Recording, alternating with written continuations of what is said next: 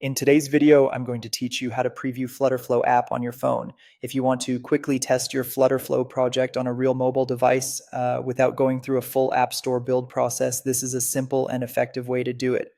We'll use FlutterFlow's web and progressive web app settings so you can open your project on your phone and even add it to your home screen for a more app-like experience. To get started, go to FlutterFlow and open your project in the FlutterFlow Builder. Make sure you're inside the correct project before moving on, since the settings we're about to change apply to the app you currently have open. Once your project is open, head over to Settings, then go to Platforms. In that section, turn on Web. This allows your FlutterFlow project to be deployed in a browser, which is what makes phone previewing possible through a mobile web link. After that, scroll down until you find the Web Deployment section. Here, turn on Progressive Web App, also known as PWA. Enabling PWA helps your web version behave more like a native mobile app, especially when you add it to your home screen later. After that setting is enabled, click Publish. Give FlutterFlow a moment to generate and deploy the web version of your app.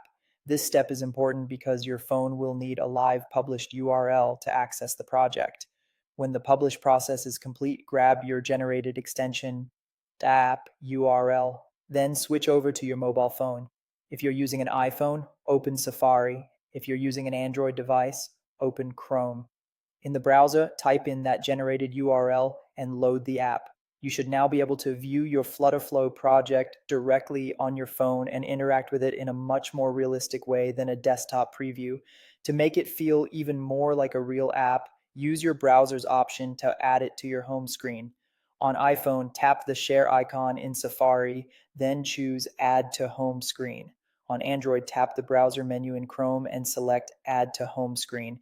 This creates a shortcut icon on your device so you can launch the project more easily, almost like a regular installed app. That's all you need to do.